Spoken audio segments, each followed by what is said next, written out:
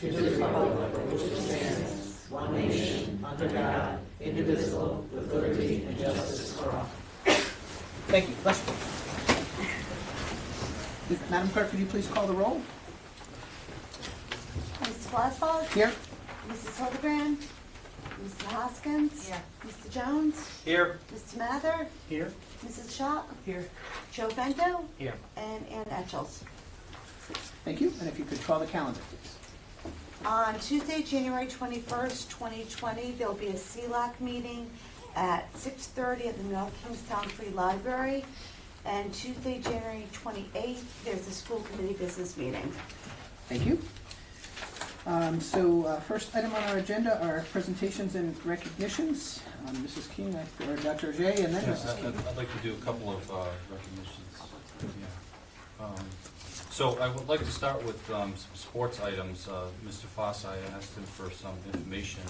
A lot of great things have been going on since we last met. So James Osmansky was named the Football Gatorade Player of the Year, and Kerry Spittler was named the Girls Volleyball Gatorade Player of the Year, and Haley Sawyer was also a finalist for the same award. So congratulations to them. Aaron Thomas was just received word that he was named the Words Unlimited Boys Basketball Coach of the Year, and all state selections for the fall are being announced this week, and we had 5 from girls volleyball receive first team all-state, so that's pretty much the whole starting line right there.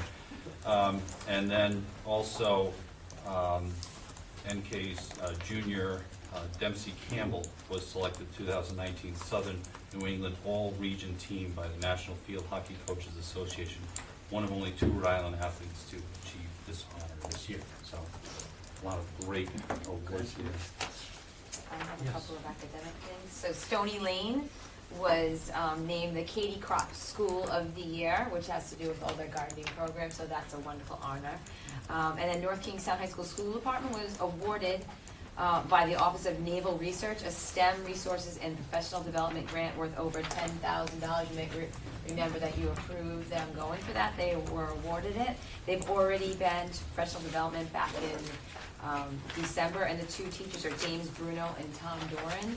And then they just this past week had another professional development. So they did send a release, so if anybody wants the picture and what's on it, I can make sure I give it to you. Thank you. So congratulations. Thank you, Dr. Mansuri. A couple of other points. I want to recognize a few people in regards to the graffiti that was on the high school the day we came back from break. Nobody wants to see that. It was quite significant, as the community knows. Dr. Morse was out there 6 o'clock in the morning with me, with the North Kingstown Police Department. Our head of Buildings and Grounds, Steve Tremblay, got into action right away. We had a cleanup crew on site by 9 a.m. and that was completely cleaned up before the end of the school day. Really pleased with the response from everybody. Coordination with the North Kingstown Police Department, who is still investigating this matter. Mike Waterman, Mary King was involved as well in helping with, getting information together for the police. We are confident we're going to have an arrest in this matter, but it's going to take a little while. But also, speaking of Mrs. King, I want to congratulate her and Steve Janelle, our controller, for having the North Kingstown School Department have its 5th year in a row of receiving the Meritorious Budget Award. This is not an easy type of an award. It's organized by the Association of School Business Officials. Yep, international. And international. And it's pretty rare. In fact, I think we're the only one in Rhode Island to receive this award this year. So, And for the last 5. and it requires, work that goes way beyond the normal budgeting informational process. Mrs. King, you can talk a little bit about that. But it's a testimony, I think, to us trying to show the community that we're very serious about being as transparent as we can be with our money, and explain, where every dollar is going. So Steve Janelle is our controller, and this is his 5th year in a row.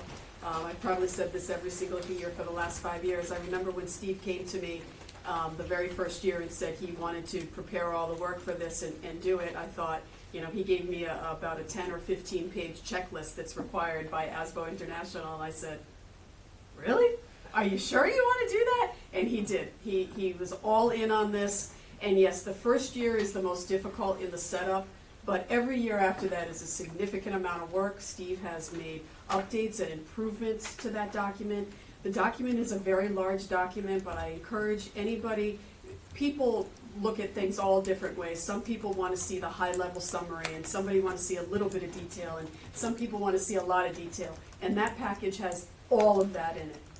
And he's just done such a great job, and it is a testament to the North Kingstown School Department's commitment to transparency and excellency in financial reporting.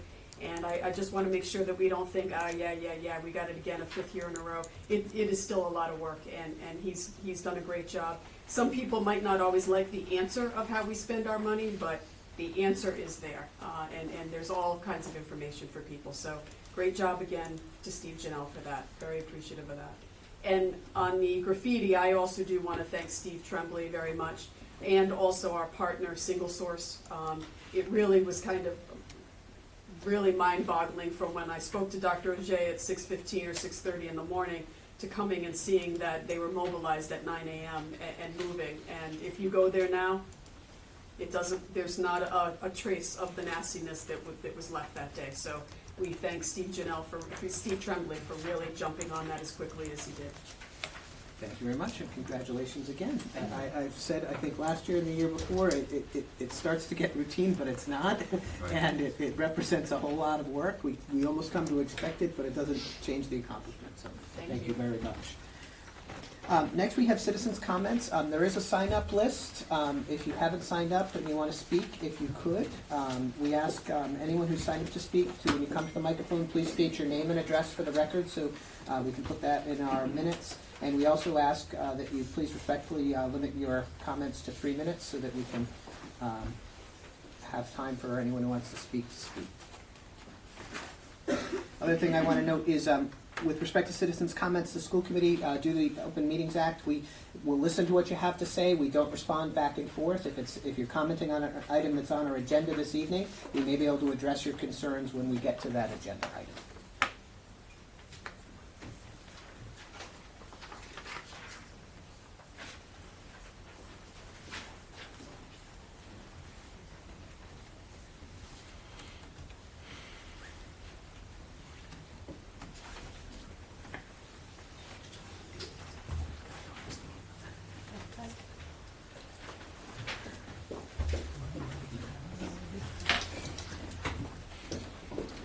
Thank you. And I also will apologize in advance if I mispronounce anyone's name. First is Kent Dresser.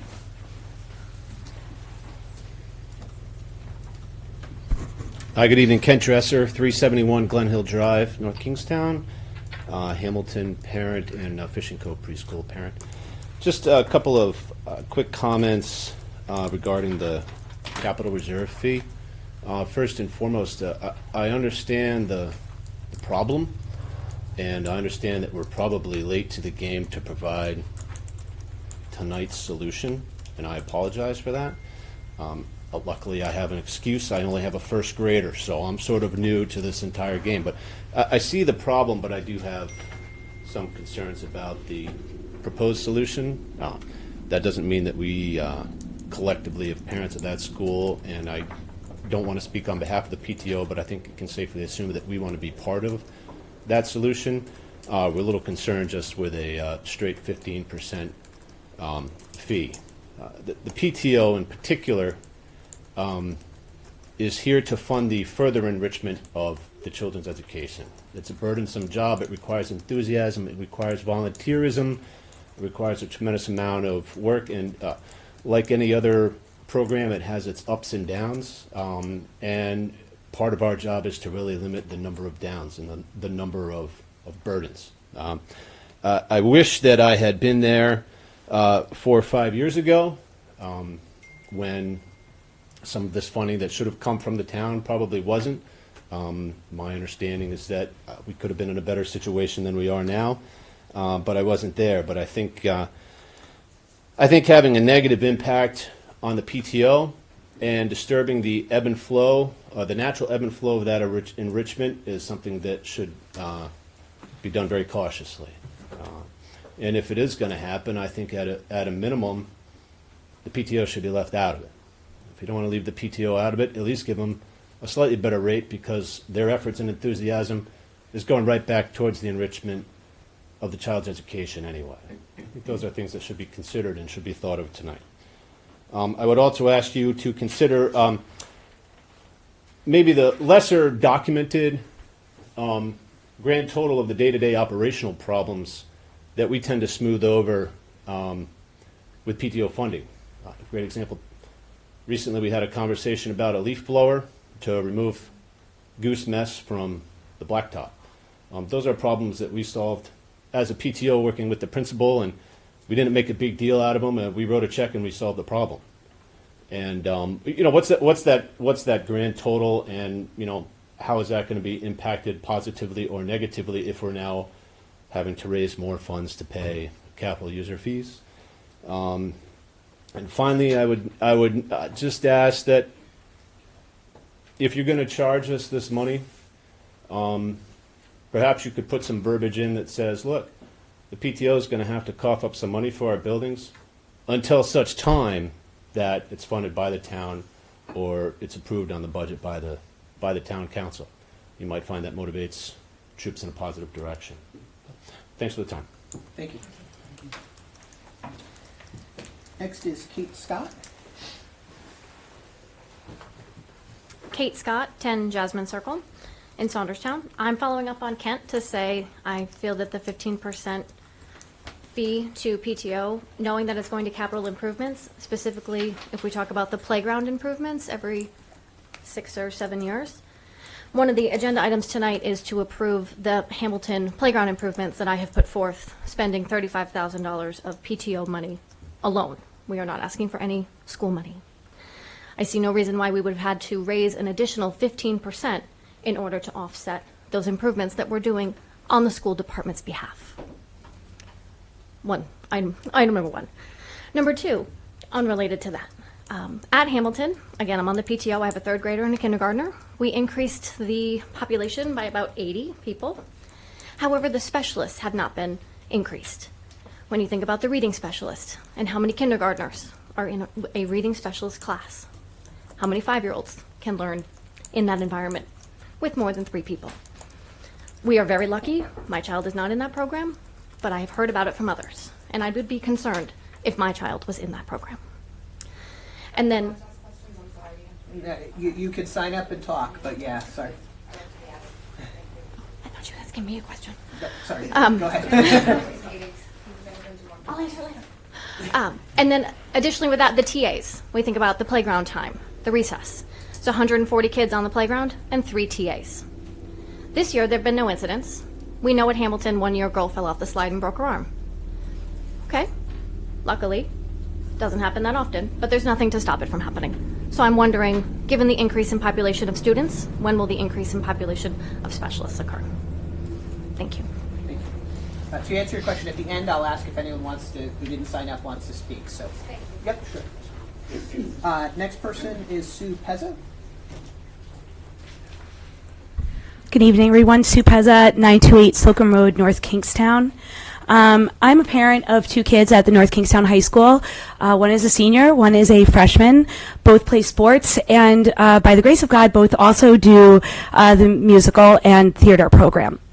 And I'm here just to talk as I'm also vice president on the Booster Club for the musical program. So I'm here to talk about that 15% that it seems as a lot of us here are here to talk about tonight. I don't want to try and compare other programs. I just kind of want to focus on the musical and what we're battling this year with this 15%. Theater in particular, we are the only program in our high school at this point that does not have a budget. So when you're talking about all of the sports programs, how incredible they are, how wonderful they've been doing this year, they luckily also have a budget to help them along. We do not. Everything that we make through our fundraising, everything we make through our 6 shows per year goes to that musical program. The difference, Ms. Kayaza gets a small stipend. She takes that stipend and she shares it with someone else. She's at that building for 3 months at 10 o'clock at night doing the work that makes these musicals incredible.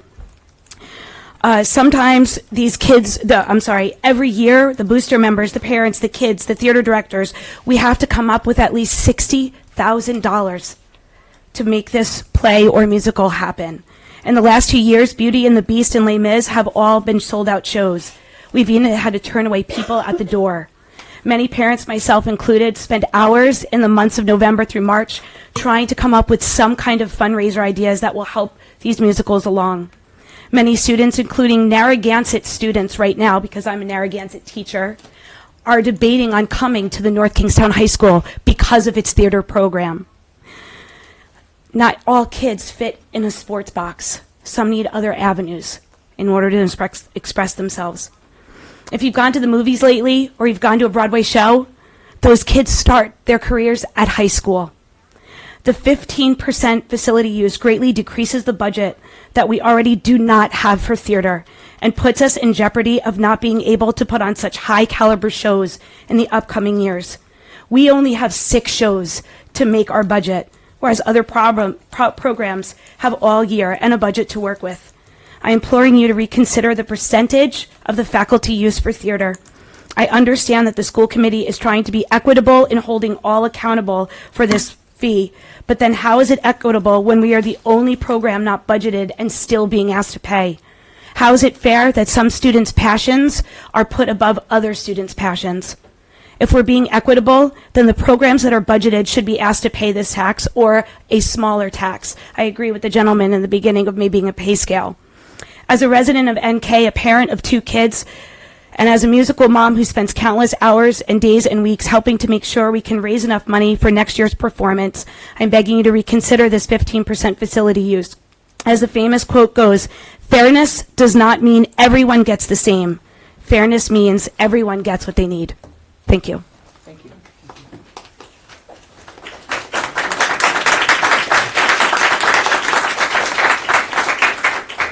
Next is Cassidy Snyder.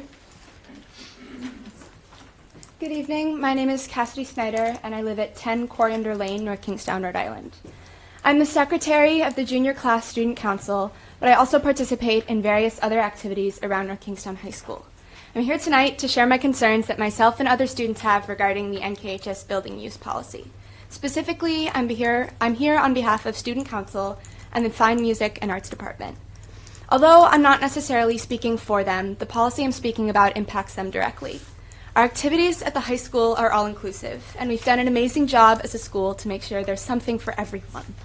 The activities that we have at the high school encourage students to have fun in a safe learning environment. These programs are exceptional and without a doubt are some of the best in the state. Last season alone, girls volleyball, boys football, and cross country were all D1 sports that won or placed highly in their respective competitions. Our spring musical is without question one of the best in the state, and we participate in a selective competition. Our school dances have over 70% of the student body in attendance, and with the profits from these events, Class Council raises money for future activities, such as prom, or gives extra money to students in need to help them get free tickets. The purpose of this fee, as we understand, is to repair the buildings years from now. Yet, it's taking away from our current fundraising opportunities and limiting the success of these many activities. The money that Class Council raises on dances like Homecoming goes directly back into the student body. By taking this money away from us with the building use fee, we are no longer able to support students in need with free tickets.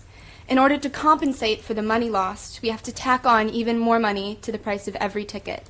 This will lower our participation numbers, leading to less money for our class, which once again will raise ticket prices.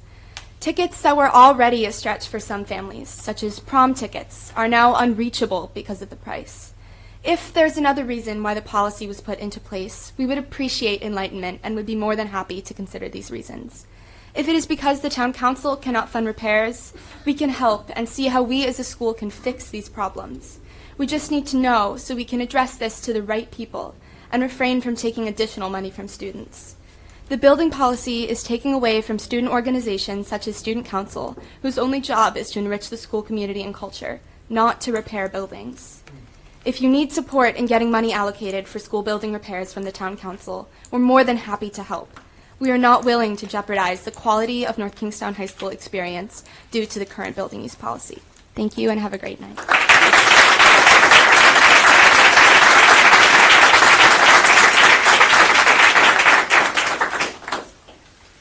Next person is Keith Mercado Lazarski. Hi, I'm Keith Mercado Lazarski, 673 Tower Hill Road. I'm probably not going to be as eloquent as the other speakers. I found about this about 2 hours ago when I was making meatballs and taping up a hockey stick. So, just for Kent's words, right? No, that's it. This doesn't feel right. It doesn't feel right. The organizations that work in the school and directly for the students, really, I mean, honestly, I work in Woonsocket, which has terrible money problems, and I was just given $2,000 by the PTO to buy new phys ed equipment, which the school department should really be paying for. It's little things like that it just doesn't feel right to me when students or any organization that's in the school is doing something for the school department. I don't think they should be penalized. I mean, the school dances that we have at my elementary school, the district doesn't usually charge for it. Excuse me. Meatballs. They usually kind of let it slide because there's usually really an extremely nominal cost. The custodian's usually already there. The PTO usually cleans up everything at the events. They usually do most of it. There might be some utility charges or something like that, but that's usually in an extreme. Wow. I do agree with a scale that applies to organizations that really are more for-profit, don't really directly benefit the school. This is bad timing. But things like the PTO. I know. The PTO, athletic endeavors that are benefiting the people at this, excuse me, at the school. They should not be penalized, especially when the costs aren't really known. Well, the costs are known. Most of the events that are happening, the costs are really kind of known, and it doesn't really benefit anyone except for some mysterious account that gets applied probably elsewhere. So it doesn't feel right. I do agree with some sort of policy for covering any sort of expenses, but not this. Not for the PTO, not for the organizations within the school system. Thank you. Thank you.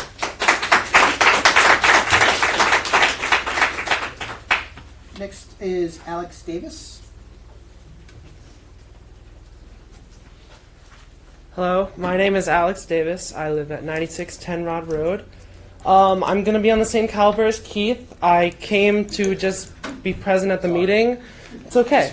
But my determination for the program, and I'm on the 15% train, I do believe that the musical and the NK programs that are benefiting the school should be exempt. I don't understand why the money is all of a sudden taken from us. I don't know where it came from before. I don't have knowledge of this money, so my words are kind of not very helpful. But I'm here because I just want to show that there are people like me who don't know a lot, who want to show our support regardless of our knowledge, and we just want to show that we do care about these programs and that they have affected our lives. Oh gosh.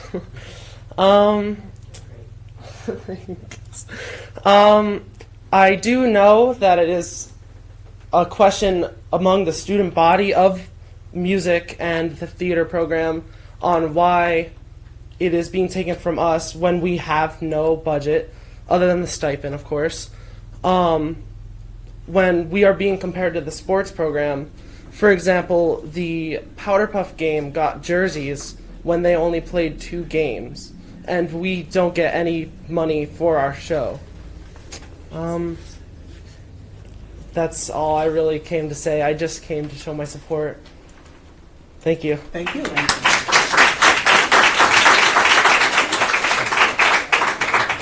And next is Leslie, I'm sorry, I can't read the last name. Cicilline. Okay, I would have guessed that, but I wasn't sure. Hi, my name is Leslie Cicilline. I live at 72 Sweet Lane, and I'd just like to thank you for being on this committee because I know it's a really big job, and we appreciate your service. I'm also here to speak about the 15%. Quite frankly, you know, Keith said it just doesn't feel right. I have a student at Fishing Cove. I'm on the PTO, very active. I go to all the events, and it seems almost like we're being punished for having programs at our school and events at our school for our kids to go to. So it seems like, again, as it was very well said by the students at the high school and as all the people before me, that this money should be coming from somewhere else. It should be coming from the budget. It shouldn't be coming from the PTOs who, again, work really hard. They volunteer their time. The teachers go to those events volunteering their time because that money that is raised, which isn't a lot, is going to go back into the school and to our kids, not to the school budget. The taxpayer money goes to the school budget. I feel strongly that it shouldn't be any charge at all. And I also apologize for not being fully informed as to why this 15%. I've been hearing tonight that it's to improve the building facilities. That's not the job of the PTO and of the students or the parents that attend these events. It's the job of the budget, as far as I'm concerned. So thank you.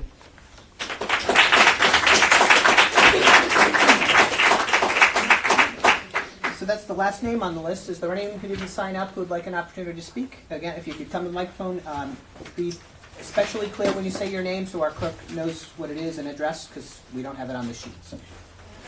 My name is Mike Michaud. I live at 80 Boone Street in North Kingstown. I'm here to speak on the issue of the transportation study. I'm very pleased to see that the school department is moving forward with the transportation study, and happy to see that start times is one of the items that is listed on the RFP, and also pleased by looks like the choice that will be made in terms of the consultant. I would like to ask the school committee to consider the formation of a committee of citizens who are interested in being a part of this process to assist with the consultant's information gathering process, and volunteer myself to be a part of that should it be needed. Thank you. Thank you. Anyone else who didn't sign up who would like an opportunity to speak? I'm Susan Balsarek, 16 Mallet Lane, Saunderstown. I wanted to comment on the wording and the philosophy for the same subject matter, where it says that the public does not have an obligation to fund extra costs for private group use of the facilities, and that the taxpayer contributions provide funding for educational programs, and anything outside of educational program necessitates cost sharing. Well, to be so strict about what makes a school community just educational programs, very strict like that, there's so many of all these programs that are being spoken about tonight. I have a child in each, the elementary school, the middle school, and the high school. I've been volunteering in all of them.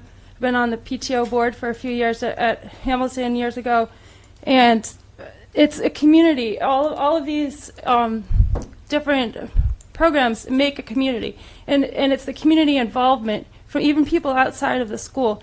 When you undercut it like this, you're devaluing the entire school experience for the children, and that's what this is about. It's their whole experience is more than just the educational programming. The community support that we have in North Kingstown is just amazing, and I don't want to see that decline or to get discouraged, because we have such an amazing group of people that allow our children to have these experiences. It's just part of why we love living here. So I don't think it's right to have this fee imposed at all in this way. I agree that I think it's the job of the town council to work with the school committee for this type of funding. It should not be imposed in this manner at all. That's all. Thank you.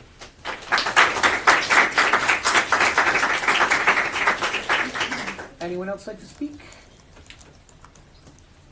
Okay, we're going to take our consent agenda and then move this item up a little bit, because most of the people who are here tonight want to hear this discussion, so we don't want to make you sit through everything else, so we'll move it up after we do our consent agenda. I think, as long as people don't mind doing that. Okay. So I will start with the consent agenda and ask if there are any items that anyone would like to exempt from the consent agenda. C1, I'd like to exempt item D3. D3. Any others? Okay, then if I could have a motion to approve the non-exempted consent agenda items. So moved. A motion from Ms. Hoskins, Second. second from Mr. Jones. Any discussion? All those in favor? Aye. Any opposed? Passes unanimously. The first item exempted was item C1. I assume you want to abstain or? Motion to approve C1. Motion to approve C1. Do I have a second? I have a second from Mr. Mather. Any discussion? So all those in favor? Aye. Any opposed? Any abstentions? Aye. Ms. Hoskins is going to abstain from C1. Next we have item D3. If I could have a motion to approve D3. So moved. A motion from Ms. Second. Hoskins, second from Mr. Jones. Mr. Mather, you exempted it? Yeah, can I just make some comments? Absolutely. Firstly, I'm a little skeptical that the transportation study doesn't focus on the goal in my mind. It doesn't focus on what it needs to. Our school start times, I think, is the main goal of that study. And although it does mention in there just very briefly school start times, it doesn't elaborate on that at all. The RFP didn't elaborate on that. So the proposals don't deal with that. And so I wanted to just voice that. And so then I do understand the purpose of it. The purpose being to try to streamline the busing that we have, try to get more for the money that we're spending. But I do feel like school start times should be a bigger and more central part of that study. And I'd also like to request a Transportation Advisory Committee of stakeholders like students and teachers and parents, in order to make this a little bit more transparent, and also to establish a degree of public accountability. That's my... Okay. Dr. Ajay, I think you want to know. Yes, so the proposal here is to approve the bid from Futures, and Futures, their senior associate is Richard Labrie. I have spoken to Mr. Labrie, and I know that he also oversaw the study in Barrington.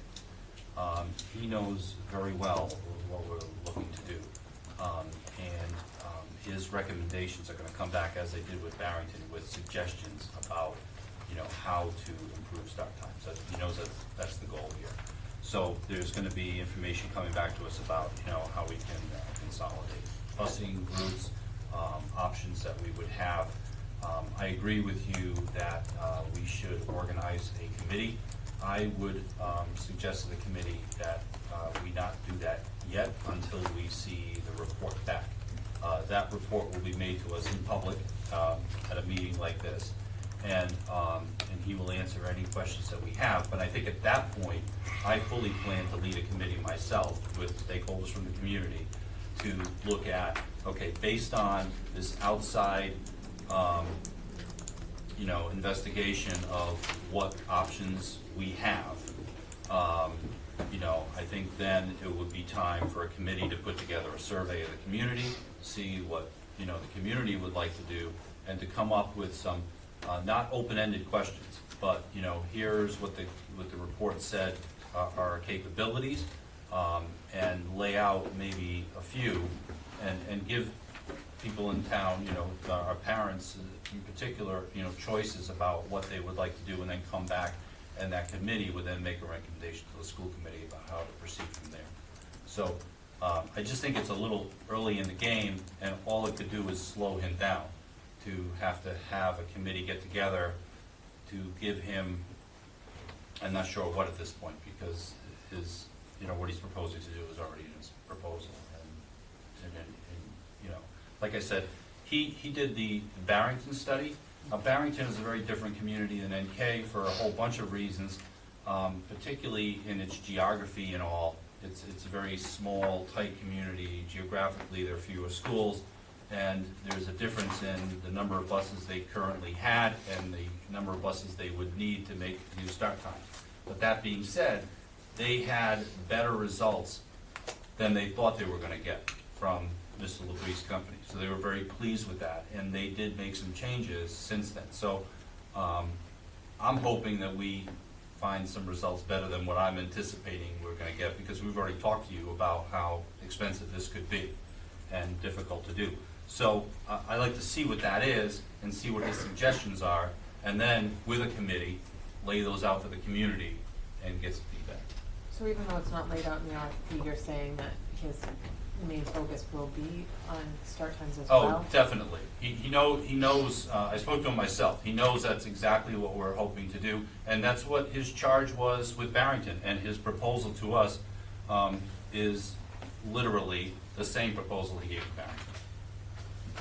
I would also just remind, under BCF, the committee needs a charge, so we'd have to have a charge that would have to be approved, so that would wait till the next meeting. And by our own policy, it's subject to the Open Meetings Act, which means you'd have to schedule and do all that. Hopefully by then, these guys are already knee-deep into it. I would suggest following the athletic complex model, which is, leaning forward, but waiting until we knew that the voters had said we give approval. But once they did that, that committee was ready to go and start fleshing out the details, because again, the town council may give us no increase, state aid, the governor's budget may change, so, and then it might be useful for that committee or whatever group to think about other options. So it might be wise to start planning for that, but then wait until some of the other pieces come together, including this report, and then it would make sense to go forward. So you would have the committee already ready to go Right, with the forward? building committee, the superintendent had an idea of who should be on it, and what did he need, and what the agendas would be, but we waited until the voters said yes, but then he was ready to go, right, and we approved the charge, and we had the membership somewhat. I don't know if it states this in this package or not, but in my discussions with Mr. LaBrie, he seemed to suggest we'd probably get some information back by April, early May, which is a pretty tight time frame. At that point, there will be a presentation to you from him about these results, a lot of questions and all that. I think that's a better time to talk about, okay, how are we going to respond? Is this going to include a committee? And then there's also the important question of, depending on what resources we need to make this happen, we're at the end of budget season at this point. We might want to engage the town council or, one way or another, figure out how we're going to take care of the resources that we need, whether that's a lot of money or a little money or something in between. And I think at that point is a chance to have a committee together, get some input from the community, and come back and say, okay, here's how we would lay this out. And that could be a plan that, we don't know the time frame, depending on what we're trying to do, right? So. Understood. It's just that it's an expensive proposition. I mean, it's an expensive study, and I just want to make sure that it's aimed towards the right thing, because the RFP does not really.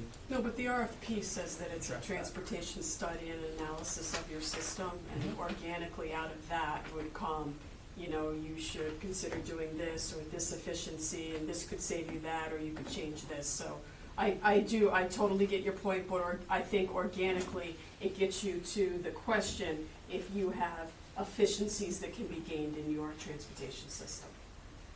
And I have a copy of the Barrington study in my office, which I can show you, but it's also available on Barrington's website, where that study does actually recommend time changes for schools and how that could occur given the transportation. So we had a motion and a second on the table. Any further discussion? Well, I wasn't clear if we made an amendment to the motion. I didn't hear an amendment to a motion. I heard we had a motion and a second, and So some just discussion. approved. So the motion, Amy, can you read the motion, please? There was no amendment, it's just the, stated on the agenda, the approval. Right, so we had Of a motion to presentation. approve C3 on the table right now. Okay. Someone could make an amendment, but that hasn't Got happened. it. Okay, so we had a motion and a second to approve C3. We had some discussion. If there's no further discussion, then we vote. So if we're ready to do that, we can do. Okay, so It's D3. D, sorry, I circled C because, sorry, D3, to clarify, that's D3. So, Can I yeah, if you want request to, an amendment? you can make an amendment to the motion, Make an yes, so, amendment to the motion. yes. That it explicitly says that it's gonna focus on school start times? Well, the problem, I mean, you made a motion, we don't have a second. The answer is, an RFP went out for a specific proposal, and we now have responses to those bids, so we can't now ask them to change what their proposals say. I just want you to know, the first page Right. says, as well as recommend possible alternatives for later high school start times at North Kingstown Public Schools. So, Front page. And there are more details in there about, different start times for different levels as well. So, okay, so without a second, I'm a Robert's Rules guy, by the way, sorry. Without a second, and there hasn't been one, your amendment fails.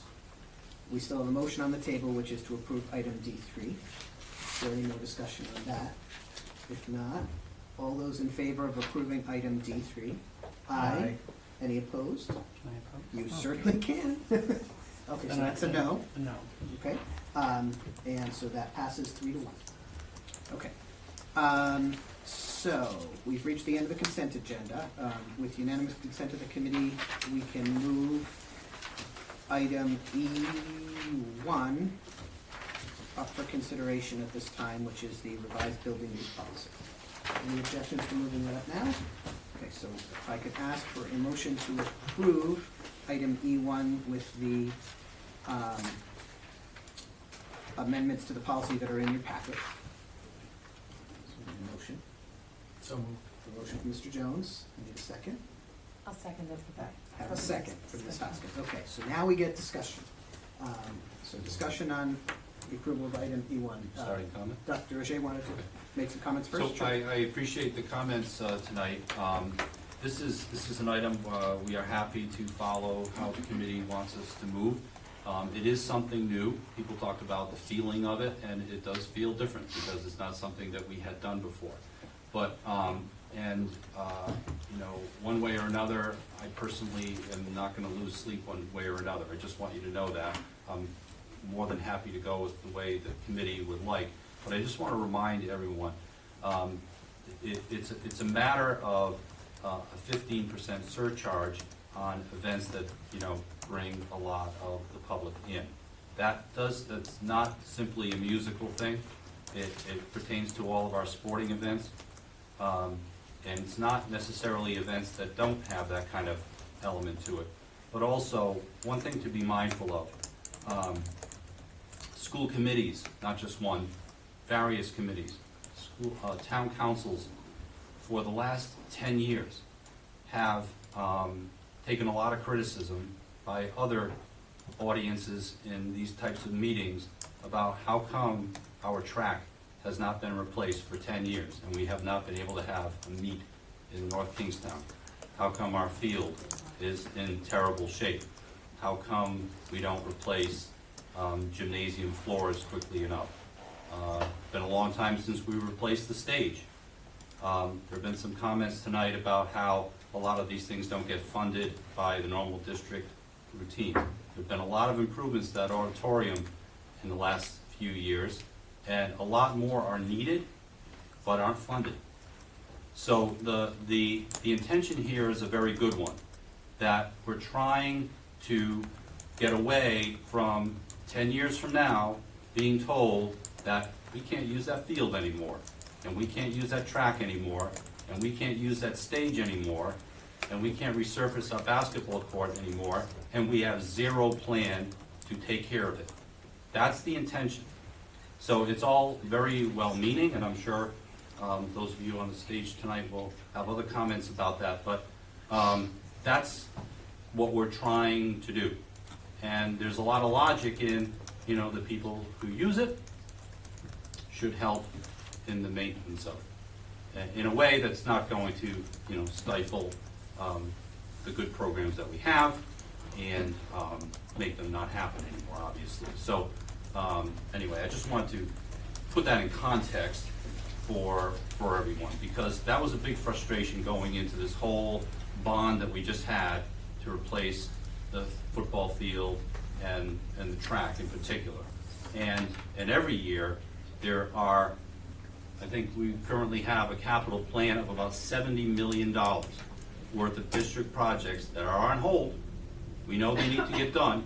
Things like roofs, not, you know, sexy things like football fields, but boilers and security systems and, you know, all those kinds of things. We know they need to be done. We know in the next few years they're going to need to be done. And right now there is no mechanism to find the funding for that, because we spend so much of our time and so much of our resources just doing that day-to-day work, the general budget that, you know, makes sure the teachers are in the classrooms and the heat is on. So, so it's not an easy process, and we're trying to find a solution so that we don't burden the community with, you know, bonds that happen way after the fact, way after several years, where certain parts of our program have not been usable. Thank you. Thank you. Any other people want to comment? I absolutely want to comment. Could Um, I take a clarification too Yes. first, Mr. Mather? So to piggyback on Dr. Ajay, the proposal in front of you is to clarify, I think, a lot of what some of the comments were for the citizens, which would be that we're not looking at a surcharge for a dance, because that's primarily our students. We had proposed a surcharge for events that bring in the general public. Okay, so, you know, and I'm just pulling something out of the air that I've recently seen. The high school PTO wants to do something that's called Tea with Mary. It's not me, but Tea with Mary. And that would bring in the general public.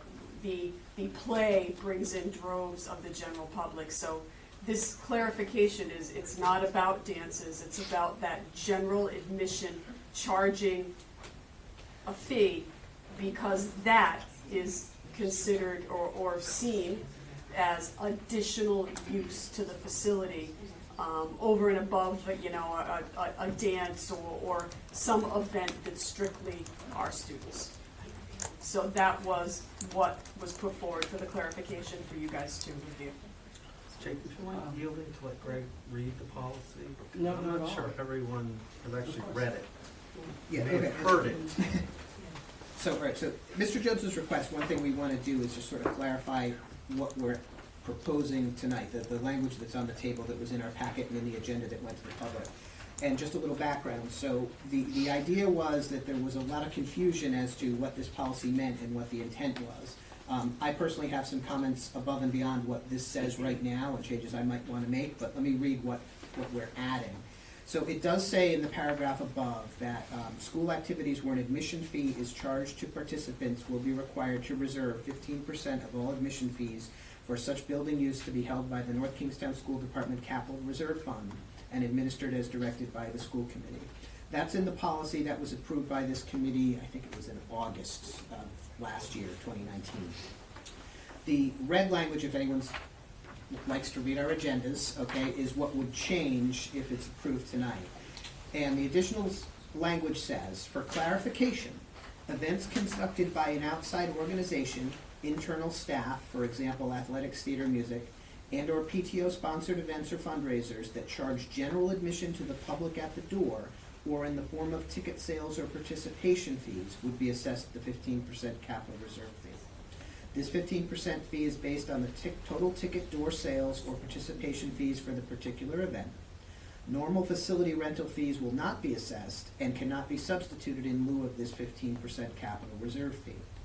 Events conducted by internal staff or PTOs during the academic year that are for North Kingstown School Department students only, i.e., and that's my typo, it shouldn't be i.e., it should be e.g. For example, dances, and events that collect donations but do not require a ticket or contribution for entry would not be assessed this 15% capital reserve fee or facility rental fees.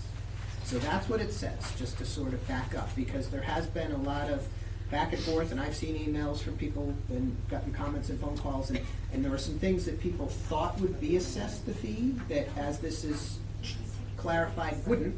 But there are comments that people have made that are applicable to how it's written right now. So that's what we have here. No, Now, yield back, Jake, yield My it. Yield it back to you, would be Jake. Most of the events that the PTOs charge fees for are not for students only. They can't be, because they're after hours. Students can't just show up from 6:30 to 8:30 to go to a dance. So there is an inherent public presence there in the fact that parents or grandparents have to go, But or that's else the not- event can't take place. It's That's not, the general admission is more of, and again, you know, Mr. Jones and Mr. Blasberg might think differently, but Dr. Ajay and I have taught, that's parents and that's students. When we're talking general admission, we're talking the play. You get people that don't have children, you know, or grandchildren, and they want to go and see this great play. Show that's held at the high school. They want, exactly, They that's charge $2. general admission. Okay. That's not, That would be, that's not me because bringing my child to a But dance. that's what she's, right. But they could, but you could get around that by just asking for a donation. I'm not charging a ticket. So, Right. so Right. Go ahead. my personal, just to jump in here, I do not want to be pulling money out of organizations that support our schools.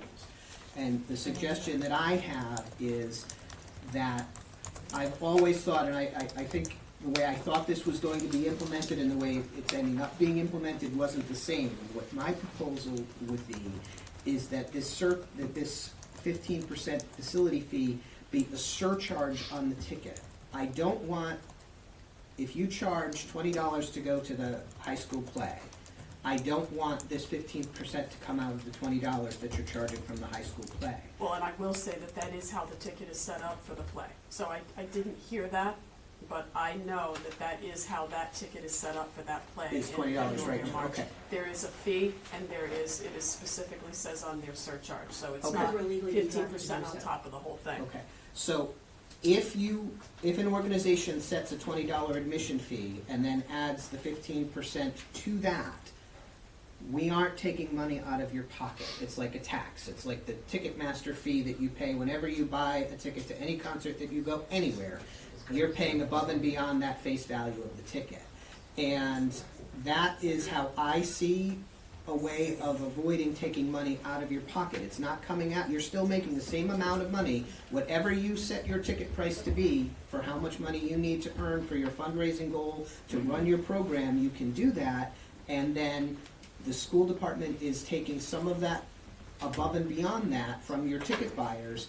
And the reason is that you are using a school facility, opening it up to the general public, putting wear and tear on things, and you know, the classic example I've given to people who've called me and asked about it is, one of the things that we want to do is replace the floor coverings, which is our fancy way of saying the carpet in the auditorium.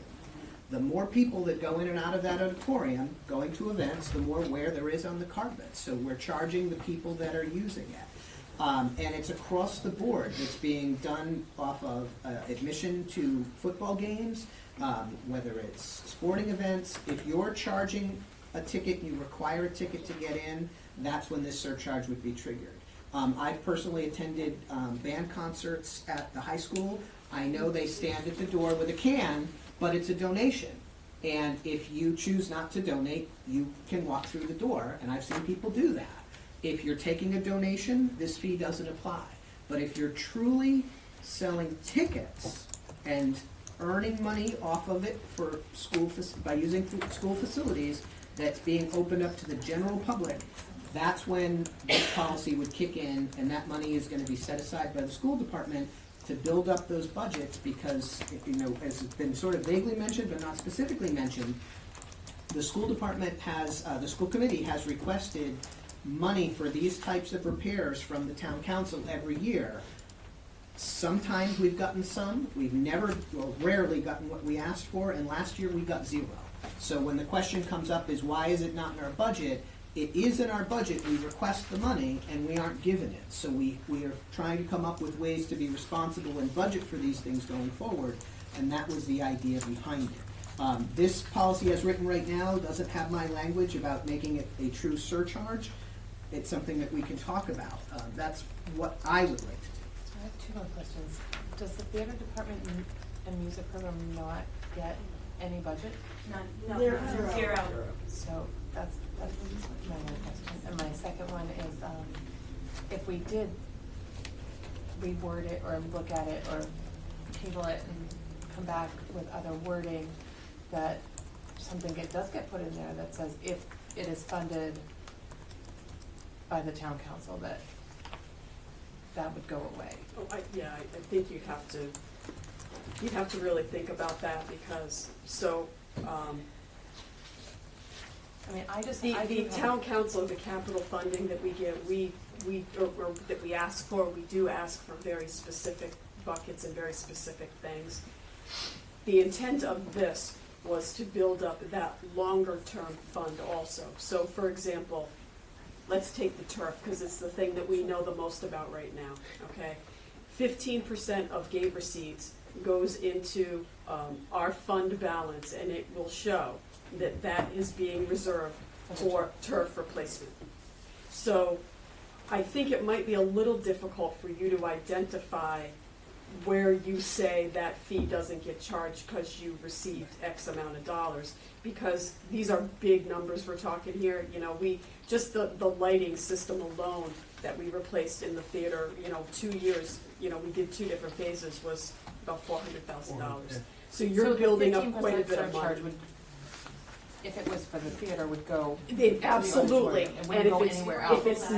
If it's athletics, it will be in the athletic reserve. But what I'm saying is that when you say we won't do the 15% if it gets funded by the town council, you're building up money, and it's not likely that you're going to get funded for the town council for all this other stuff. I mean, there's been no bigger mouthpiece in this district for capital funding And I know than it's me. budget season. Can we look at giving theater a budget? Well, You can look at anything you want to in your budget, you'll have to cut somewhere else. Well, I know that. Right. but also to say the theater doesn't have a budget is not completely correct. There's a lot of context here. But as Mrs. King just said, we just spent $400,000 on the lighting system. That benefits the theater. We pay for the staff. We pay Ms. Kayaz's salary. We pay for a lot of people to work in that building. About the stuff that's outside of the. She's a teacher. I understand that, Folks, but we can't have a back and forth. Right. So, there are a lot of expenses to this district that surround that musical. Now, it is obviously something that people pay a ticket price to come into, and that's where most of their revenue comes from for the musical. That's understood. But to say that it receives absolutely no funding at all from the school department is just not true. So I just want to be clear about, what is actual and what's not. And there's usually a lot of context to a lot of the statements being made. So just wanted to clarify. I wanted to also point out something that I think is fairly obvious, that in PTO, just going back to PTO, I mean, that's an organization that's set up literally to give money back to the school. So much of the feedback I've heard in the last 24 hours is it's a perception of double dipping. We're literally raising money to pay for things. On the agenda tonight, $35,000 for a school, for a playground improvement, directly from the PTO. And then we try to get 15% additional on, and I understand it's nitpicky stuff, and it's probably not going to add up to all that much, but when you're looking at, and the wording needs to be more explicit than student only or general public. It's too vague. Because when somebody goes into the school and fills out a building use form, there's a checkbox that says, are you charging admission? You check that box. there's no explanation of the event as it pertains to that checkbox. And so is it at the discretion of who that a fee gets charged? We don't want it at the discretion of. That's Dr. exactly- O'Shea and I Be do very not clear. want it at anybody's No, discretion that's why because the it just vagueness, creates more the angst. vagueness isn't, is. Right, so my personal contribution to this is either we do it or we don't.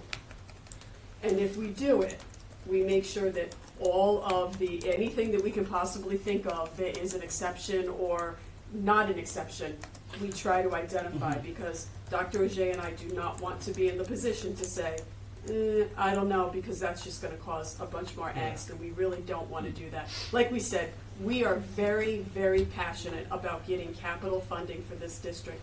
I have been on my soapbox with Dr. Ajay for the entire 8 years that I've been here. However, we are gonna do whatever you guys decide you want to do on this. We knew that this was gonna be a stretch, and we are not, I personally support it, Dr. Azay supports it, but we are gonna do whatever you guys wanna do. But we do want it to be very clear. And I also want to be clear, I completely understand the position that this school committee, that we are in, and not having capital improvements. I just think we need to be really careful about who we decide to try to scrape money from. Because that's a dangerous and really slippery slope. We just went through and exempted the Boy Scouts and Girl Scouts from having to pay fees to use the school, and it's a little different It's a because little they're different. not bringing in the general Right. admission. That's the rental fee. That's an Yeah, external group. that was a rental fee using a classroom. This is a little bit understood. different. But the argument was Right. that they're doing good things for our You're right. school directly. And they don't charge admission, but yet they do charge fees. It's not at the time of the event. Right, it's for it to be a Girl Scout or a $60 to Boy join for the year. So I just want to be careful that we're not scraping the wrong people and getting the perception that there's a double dipping going on. And Totally up to you guys. Well, I think we should be careful when we say double dipping, because as Dr. Ajay pointed out, and by the way, nice, everyone who commented, but I always appreciate when students comment. Extremely eloquently, by yes. the way. Thank you. But that 400,000 came from somewhere. We don't budget for that kind of capital. We request it, we didn't get it. So the fact $400,000 was spent, and you can go through, it was not that, there was also the projector, there was the seats. So if you sum it all up, nice thing about having a 400-page budget document, you can go research all this. That came from cutting somewhere else in the school department, or being fortunate, for example, that the electricity costs, we got a better kilowatt rate hour, and we didn't spend as much electricity as we thought. But generally, that comes because we either find efficiencies somewhere, or we don't fill a position as quickly as we might be able to, or it doesn't come up, or someone else decides not to do something. So you are giving up something to do these things. So I think we should just be clear when, yes, you are fundraising stuff, and that's appreciated, but you might be filling a void that we took the money from to pay for the capital item. And I think you just have to be cognizant that the money represents an opportunity cost for something, and the use represents an opportunity cost. If you go to the town, was it the town rec center, whatever that is, right? They're gonna charge you a fee, even if it's for good intentions. They're gonna charge you a fee because the building gets used. So I think the argument is a little bit about going, right, stuff gets worn out.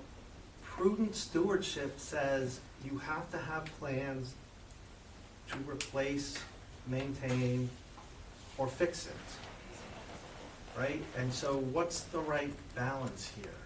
This policy was trying to strike the right balance, especially to say, because you don't raise a dime at the gym if the gym's not usable. And there's a little bit, to me, irony going, yes, Hamilton's gonna, raise 30-something thousand for a playground. That's great. But for the last 5 years, we've asked for the 50,000 for a playground, every year, so a PTO really shouldn't be raising, because honestly, I mean, God bless you, the PTO raised the money and donates it for what it raised it for. That's not where I'd spend $36,000 for an educational perspective. Not that recess isn't important, but I'm sure all of you could think of where $36,000 would make a big difference in some educational enrichment experience. Look, can I finish, please? Thank you. Right? I'm not saying recess is important, but it's a little irony because you're raising this money because we're failing in part of our traditional stewardship. And yes, I appreciate the point of current users are sacrificing for future users. Should have happened years ago. But that's part of being a good steward. A good steward is you thinking about those who come after you. So while I agree we're sort of gotten into a little bit of a rat hole in some of these things and we should maybe get some clarity, I think we shouldn't just dismiss it going, this isn't without a thoughtful reason behind it. Can I ask a question? You certainly may. There's so many passionate people here tonight, and it seems ineffective to be able to only have like the citizens' comments and not be able to have the back and forth discussion. Is there any way that there can be a back and forth discussion on an item that's on the agenda? It gets extraordinarily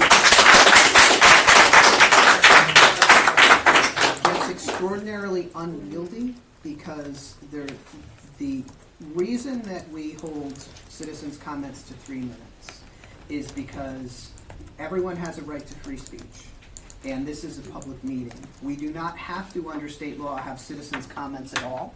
Our town charter says we do, and we do. And personally, I would have it even if our town charter didn't have it.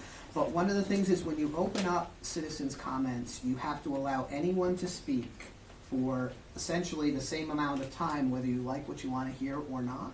And it's extremely easy to say, oh, hi, Mrs. Jones, who I know very well. I agree with you 100%. I'm happy to let you stand at the microphone for 10 minutes and talk. But then when the grumpy person that you don't want to hear from comes there and you don't want to listen to them for 10 minutes, you can't treat them differently. And the idea behind it, and there have been people who've complained about my light. I don't like the beepy thing that some places use. The light's there for a guidance. I very rarely cut people off. People go a little over. I'm okay with that. The reason is so that when the day comes that we have 500 people here who want to speak, or someone who wants to go on for 25 minutes, whether we want to hear them or not, we need to treat everyone equally, and that gets extremely difficult to do if you just open up the meeting to say, oh sure, anyone can chime in anytime they want.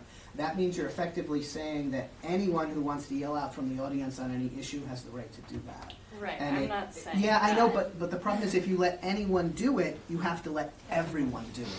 And that's why. And I totally understand, and I would love to be able to have these things. All of us are available. I've gotten phone calls on this. I've spoken to people who are here in the audience tonight.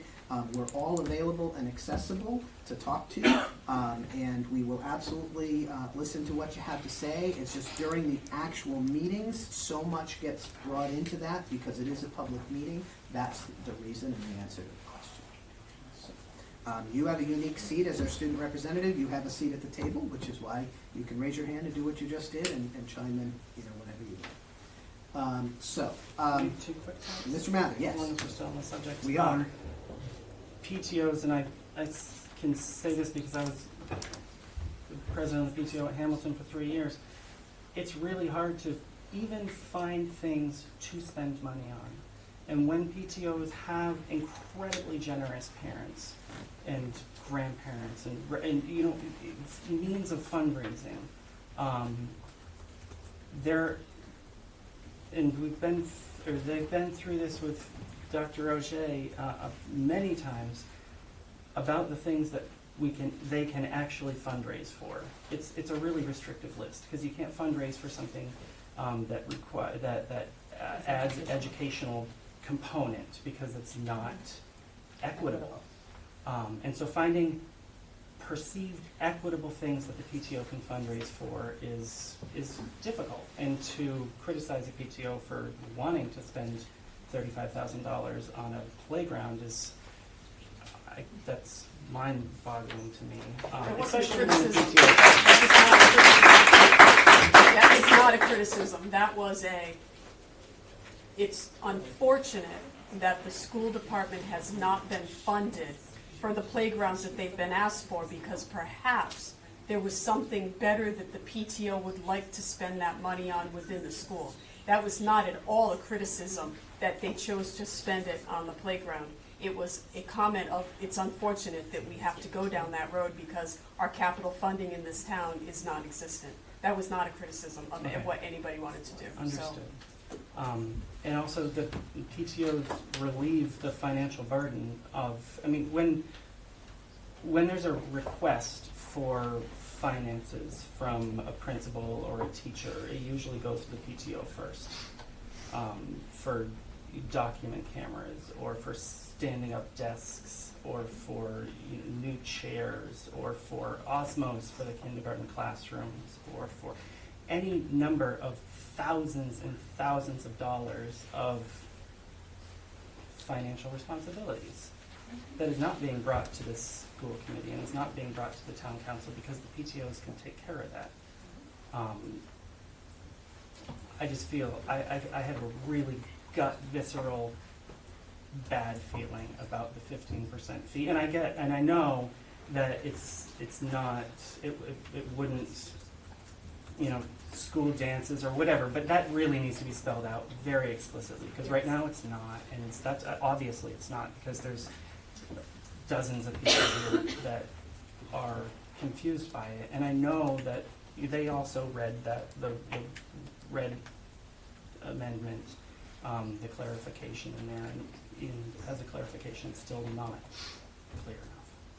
Well, we're going to be, Dr. Ajay and I are looking for guidance from Right, you it all comes on from us, where you not wanna them. go. So, Exactly. yeah. So, I mean, one of the questions is, I mean, as this is written right now, the language that's in front of us right now, a dance, and again, I have, people don't know, not that this matters, I have 3 kids. I joke I have every base covered. I've got an elementary schooler, a middle schooler, and a high schooler. So at this point, I have a pretty good feeling on what goes on at the different levels.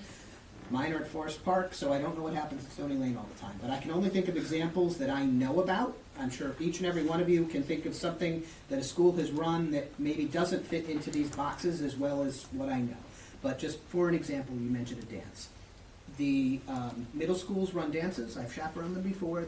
Because they are middle school dances, you must be a student to attend. They don't bring dates from out of the school. The way this is written right now, that is clearly exempt because it says if it's for students only. Someone brought to my attention that this is the time of year we start to do, and I'm getting old school. We used to have father-daughter dances. We don't do that anymore. We now, I don't know what we call them anymore, but the kid brings whatever guardian they want to bring, and it's, but that's now not just students.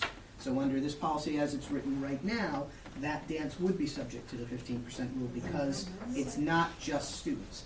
If that's not what we intend, we could exempt dances. And that was not my intent of this, So, because that is not a general admission to the public. So we can exempt dances, which would also include high school dances, because high schoolers, it's not always everyone, and right, high schoolers can bring a date from out of another. Yeah, but it's a very small percentage. Yeah, okay. This but- is more of, yeah. it's more of, hey, masses, you want to come to the play. Those are the kind of things, not stuff like So, that. now you got the groans from the audience, so we've got boxes to decide what we want to do if we're going to go forward. So it sounds like the general consensus is the intention is not to apply to dances. My experience, which is limited to Forest Park, because that's where my kids ran, are that I can't think of any events that the PTO ran at Forest Park where there was someone at the door making sure you had a ticket. There are fundraisers, but the fundraisers are, you can buy a ticket to get food, or you can put the ticket into the raffle boxes, right? They're not admission. I don't know of any events, with the only exception, I just thought of one, which are the school plays, okay? So now we've talked about school plays.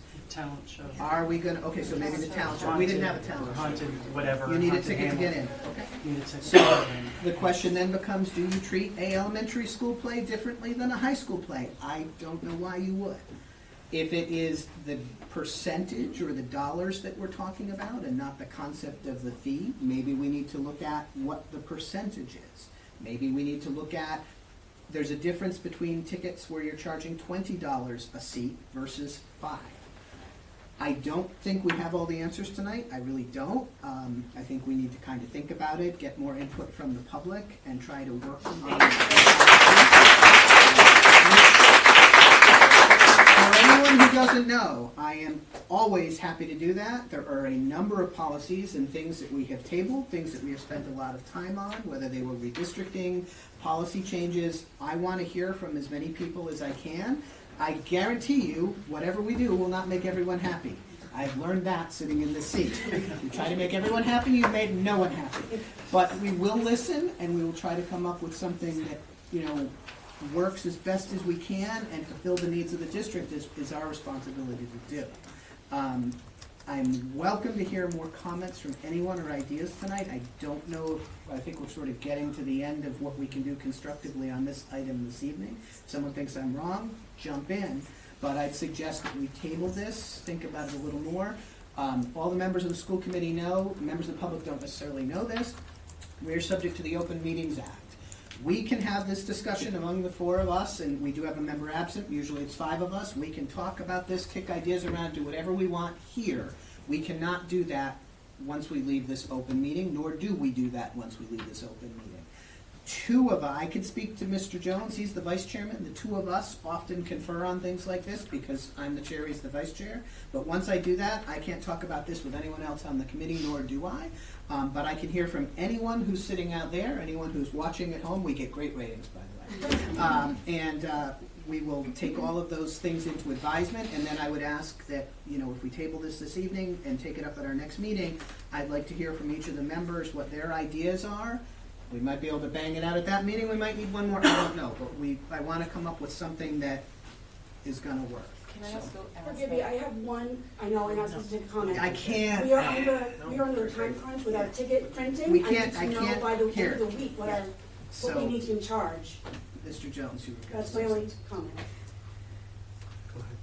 I would like to know that if people reach out to one of you and not the whole committee, that the information gets forwarded. Can't. You can't forward. We can't. Now you've got a rolling quorum. Even if it's someone from No, the but public what sending an email? what They can send an generally email. is, so if you have a comment, obviously you can email the whole committee. You're not restricted from that. Just don't expect a respond all back email. It would just be from one member back to you, or each of us individually. We can't share our ideas collectively. Sometimes it's good to email the superintendent with a question, because then when he responds, he can CC all of us, so we sort of We then just see it can't in that answer form. back, we just see what he Yeah. sent you. I know sometimes it's frustrating because you're like, well, I emailed someone and I didn't hear from them. So you can get individual responses, but you can't get a collective response without violating the But law. if you just email Greg or Bob, The reason we for don't that always is see it. that would be considered having a meeting without advertising for a meeting. You're essentially doing that. And there's a very good reason for that. It's so that when we have these deliberations, you folks get to see it, as messy as it sometimes is. Trust me, it would be so much easier if we could all just do that, but we can't, nor really should we, so that's why we don't. Okay, so, So I would just say, though, that I have not technically implemented this policy except for athletics and the play.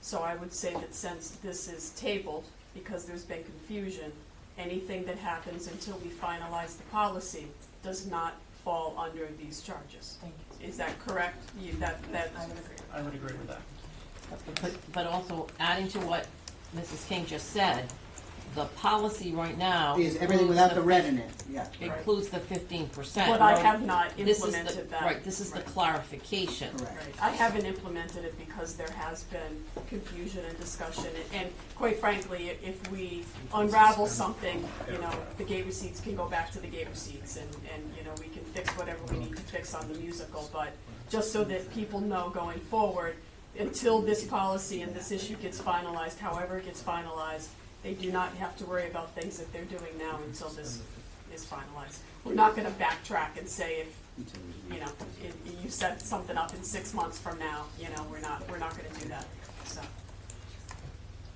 They can hold them up. It might just be The question would be, and this is an agenda item, would we be within this agenda item that we have now for an approval of revised policy to temporarily suspend this paragraph D? I mean, it would be a revision to the policy if we temporarily suspended it, right? Well, I haven't been doing it, so you could fire me. Well, but- well, you've been doing it for sports, and you've been But doing it for the play. Well, but the play is the ticket. It definitely says that on the ticket. Sports, if we unravel this, gate receipts goes back. You're already doing it for those big things.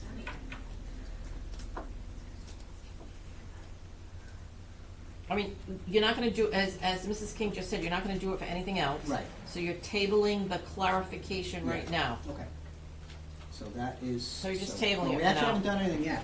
So I'm going to make a motion to table item E1 so that we I can second work on it some more. And I have a second. Any conversation on tabling the item? All those in favor of tabling item, oh, 4E1, sorry, to be specific. I only see E1 on the motion. Okay, all those in favor of table? Aye. Aye. Any opposed? Thank you all. You probably all are going to get up and go. I understand if you do. We do listen to you. We really do. Democracy is not always nice and easy. It's a little messy, but it beats all of the alternatives. So I will take it. Thank you. So we're going to rewind. Greg, can you make sure you go back to A, the executive session items that are right before consent? Oh, I skipped it. You're right. Yep. I did. Okay, thank you. Good catch. I'm going to let the folks file out for a minute before we start.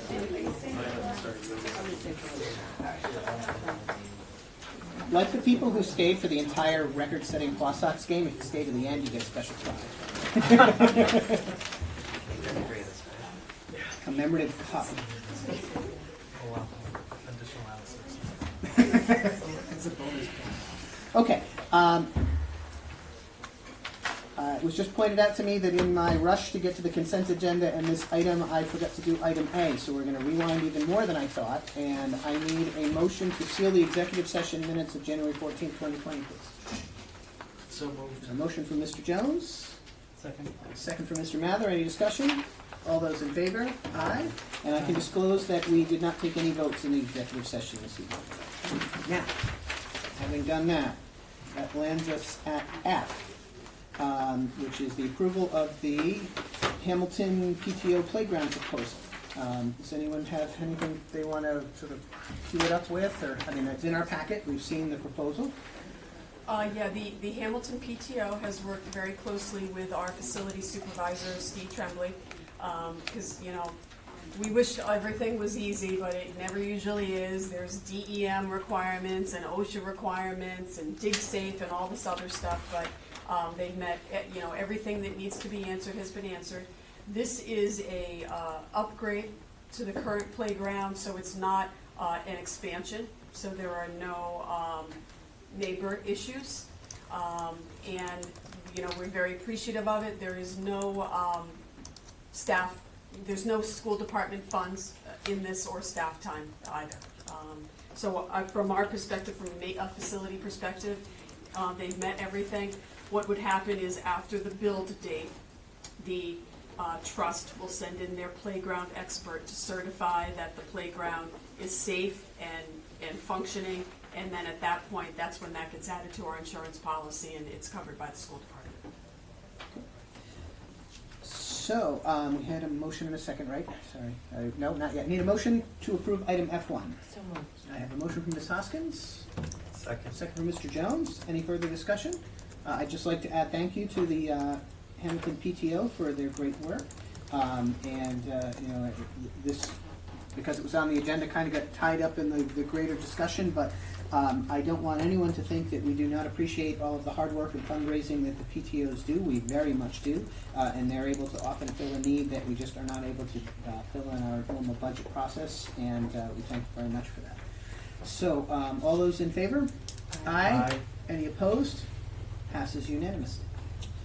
Next, we have item G1, which is the school committee approval of the Rhode Island Foundation Sparks grants. If I could have a motion to approve item G1. So moved. A motion from Ms. Hoskins. Second. Second from Mr. Mather. And could someone just give us a quick overview of what that is? just Sure, a quick overview? yeah, it's the fourth grade classes, they put in for an application, and I'd say almost every single time it's approved. Yep. And so they're gonna be going on a field trip, and all got approved. Great, thank you. So, Great job. Is the field trip in Alton Jones. It is Alton Jones. Yeah. Fabulous. so all those in favor? Aye. Aye. Any opposed? Passes unanimously. Next is item H. It is that time of year as we jokingly go around the merry-go-round. I call it the merry-go-round because as soon as you finish doing this, before you realize that you're going to be back doing it again next year, it's time to approve the academic calendar for the 2020-21 calendar year. Yes, we're there. So that was in the packet. Do you want to Sure. speak quickly to some of the highlights of it? Right, so one thing you'll probably notice in this calendar is that we have front-loaded 3 of our 4 professional development days. And that was done, there's a new item on the calendar by agreement with the teacher's contract that parent-teacher conferences would be held on the first Tuesday in November, which is election day. That's usually something we save for a PD day. We do anticipate a need for some significant professional development next year, particularly with the introduction of new ELA curriculum. So we feel like bringing one of our professional development days up to the front is a good place for that. This year coming, primary day just happens to be the day after Labor Day, so we have to wait one more day to get back to school in early September. So the 7th and 8th are both holidays. And then, like I said, there's an election day, there's, Veterans Day. The other holiday week that sometimes is something we talk about is that April vacation week. At a recent meeting with probably 25 or so superintendents in attendance, every district accounted for at that meeting stated they had planned to use that April 19th week for the vacation. So unlike this year coming up, we will not be in the minority on that. It's pretty much statewide. Yeah. Because it's been a difficult year because of that. Yeah. I just want to add, calendars are always tricky. Dr. Ajay has said a number of times that there are very few times when he would just like Ride to tell him what to do, Right. But this is one of them, right? I don't want to Yeah. put words in your Yeah. mouth. We try to coordinate with surrounding districts. Obviously, our contract very much impacts our calendar very much impacts Jamestown, and we're cognizant of trying to align, and we generally sort of drift towards the South County school departments when we do that. Every year, I get emails from, and I understand the hardships from teachers that say, I teach in this district and we have a different week, and now what do I do? Without a statewide calendar, it's going to happen. No matter what we do, we're going to be different from somebody else, and unless or until the legislature or RIDE imposes a statewide calendar, all the districts are a little bit different. We try to line up as much as we can with our surrounding districts and try not to be an outlier. Which I think we've been successful in doing this year. I do agree with that. I think that April vacation has always been the same across the state for the most part. And this year it's not. There's more than half the state is going the week before and aligning it with Easter, and has made it very difficult for a lot of families who live in one town and parents teach in another town. So, any comments on the 2021 calendar in front of us? I just have a quick Mr. Mather, question. yes. And it's a naive question, and also understanding that I'm from Vermont, and they run it a little differently up there. From Vermont, that was 20 years ago, 21 years ago. What is it possible? And I've had this conversation with my wife too. To build in a snow day or two, and if you don't use it, you don't. So no, I understand they're green ones. Yes. But is it possible to have? No, it's. Well, I think you mean like the other way around. The other way where they're around. There, but They're then you built take into them it already. out. You Yeah, take we've them always out done if you don't use the them. other way. That's the way it is up in Vermont. That's the only reason I say that, and because there's inevitably a couple of snow days, Well, no matter what. I think it's just a matter of being clear with people. If we built in, say, 2 or 3 days, everyone then is being told you're working and you're coming to school until that date, and then to broadcast it later on and say, But now they're not looks like there. we're not gonna need it, Okay. forget about it, you know.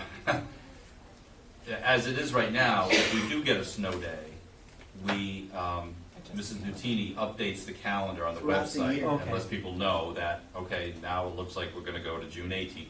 Okay. You know, and every time there's a snow day, there's another update. So.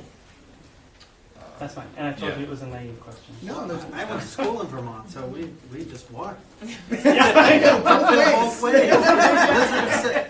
For blizzard of 78, still, you know. Yeah, I was born in went to school. 79. But related to that, though, is there any, or has it died off, the concept of having the snow day, work day? One of my favorite topics, thank you for bringing it up. So you take that all out because Without taking too much of our time tonight, that is an idea that came up a few years ago. It was suggested by someone in the state legislature. It wasn't something that was recommended by, say, the superintendent's organization or school committees in particular. A lone legislator out there put that idea out there, and somehow it ended up passing.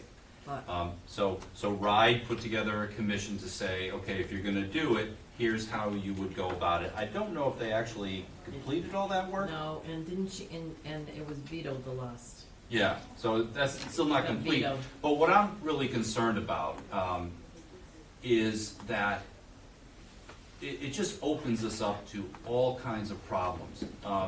To think that every student is exactly the same in their needs on a particular day. And, you know, a lot of people say, well, they can get on their laptop and do their work. That means the teacher is available to oversee that and not dealing with their kids who are at home. It means that the parents at home are there and kind of, you know, overseeing this. It means that everyone has power and Wi-Fi. And then if I have students with IEPs, or if I have any other kind of special needs or special programming, PE, you know, you name it. I mean, the more you think about it, the more the outliers start to creep in. And I think it opens us up to the criticism of, well, you had that day, but that meant absolutely nothing for my kid, except one less day to get the services that they need, and they didn't do any learning. So I'm just having a real hard time figuring out. Short answer is no.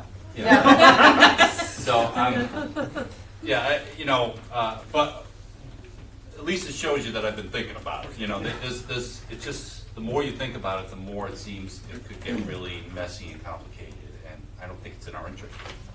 We do have a motion in a second, right? I'm pretty sure we do. Yes? No? Maybe? On the calendar, no. No? Okay, then let's get one. A motion to approve item H1. Second. I have a motion from Ms. Hoskins, second from Mr. Mather. Any further discussion? All those in favor? Aye. Passes unanimous. Any noes? Passes unanimously. Unfinished business. Anything on the 18-19 school budget? Seems just- like so long ago. Yeah, it really was. Just to report that we are getting closer to the FY19 audit being completed. And I'm hoping that on February 4th, you will have a presentation from the auditors. The town, for the town purposes, was not ready to complete the audit when it was due December 31st, so they requested an extension, but they're getting closer and they should be done hopefully within the next few days. 2019-20 school budget. No. And 2021 school budget. That we have. So in your packet, there is my recommendation for the superintendent's preliminary budget. That budget does increase the allocation from the town in the neighborhood of 3.8%. And you know, I mention this every year, and I just want people to understand that 3.8% increase when you factor in how much all of the different items in our budget tend to increase, salaries alone, benefits and all that, you're really doing pretty much next year what you're already doing this year. You're not really adding anything. In fact, you're probably taking a few things away to make 3.8% work. That being said, there are items in that we have, even with that 3.8%, have still not addressed, and I had them on my computer, and now I'm waiting for it to come back up. But for instance, we foresee the need. We're having a lot of increase at the kindergarten level in first grade in terms of teaching needs. We don't know with certainty yet how that's going to play out, but we're kind of thinking we're going to need one more elementary educator next year. We're looking at the need to expand our LEAPS program. Right now that is elementary only, but we do see a need for that at the middle. We're going to try to do that as best we can, cost neutral or staffing neutral, but that's not a guarantee that we can do that. And last year we had set aside some funding to do a better job with mental health services at the high school, as you recall. That has not happened yet, and that is not in this 3.8%. So those are items that we're going to need a little bit more time. Another item Dr. Manseri reminded me of is we consider the state legislature on the cusp of mandating personal finance. Again, an item that we think we can mostly do without adding staff, but it may mean over the next few years that we're adding, 0.2, 0.4, particularly from our business department. So little things like that we're still kind of watching on. You'll hear more about the personal finance piece next time when we talk about the program of studies. But they're not accounted for yet. And so a 3.8% budget request to you is really hopeful that a lot of things trend our way, and really hopeful that the town council will fund us to that extent. Like I said, to really do the things that we truly like to do, we would need significantly more than that. And I know there's going to be a lot more to this discussion, so I'm going to save you tonight and not go into this any further, but I just wanted to put that out there to get the conversation started. And so just a reminder of the process, both for members and the public. This is the superintendent's proposed budget. What happens from here is we'll continue to have this on our agenda for discussion at each meeting going forward until the final budget is approved by us. What we then do is we will make any changes. So if you have any questions for Dr. Jay or Mrs. King or anyone else in the administration with respect to any budget items, I encourage members to ask it and get their questions answered. We'll discuss changes to the budget, come up with our final budget, which we will vote on and submit to the town council, at which point the town council takes our budget and puts it in with all of the other town departments. They will set the tax rate and adopt the town-wide budget and tell us, yes, you asked for X dollars, however you get Y dollars, and then we need to do it all over again to make our budget fit with what we actually receive. And then the budget will truly be final. So that is the process. This is the very, very first steps towards that. And we'll be looking for a vote at the February 18th school committee meeting, because we're required to send the budget to the town manager by Monday, March 2nd. It's usually a little bit toward the end of February, but the way this calendar fell, it's in early March. From there, we know that on March 20th, it's a Friday, there's going to be set up an all-day budget workshop.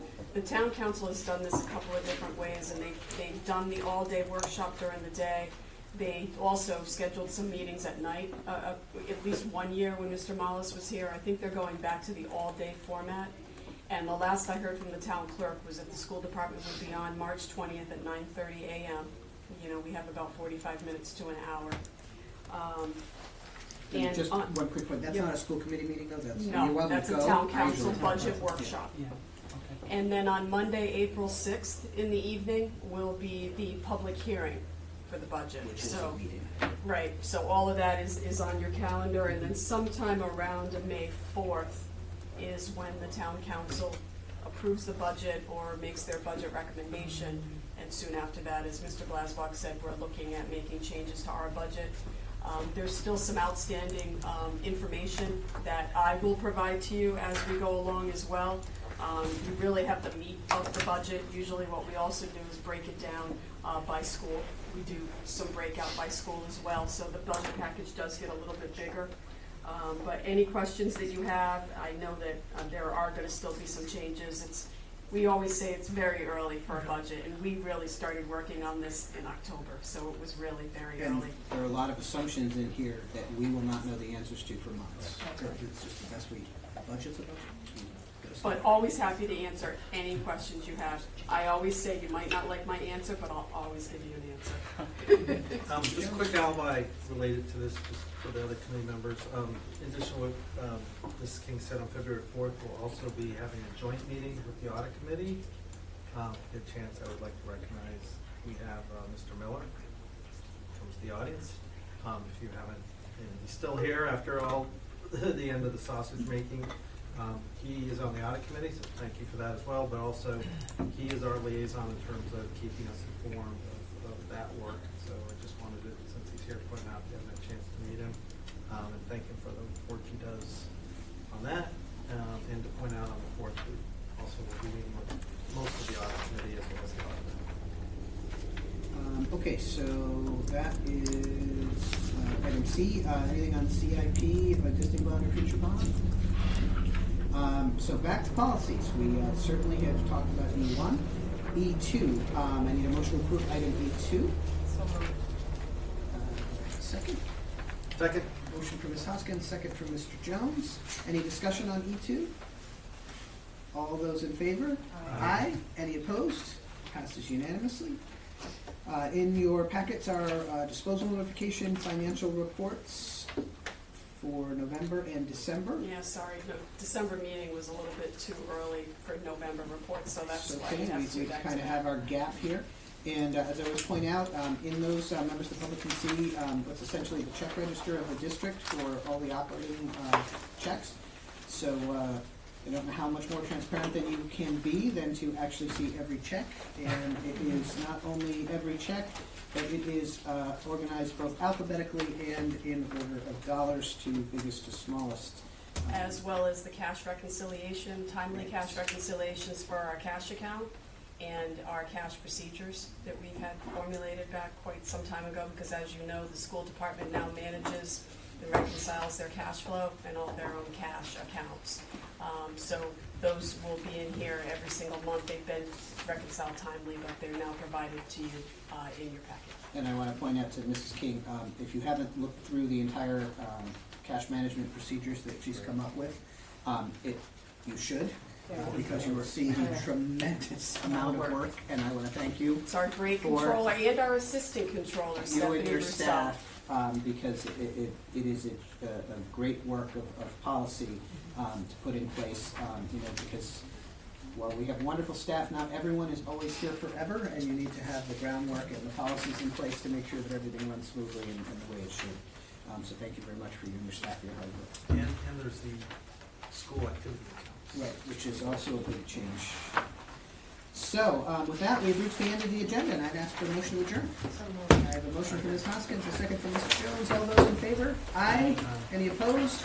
We are adjourned. Thank you very much.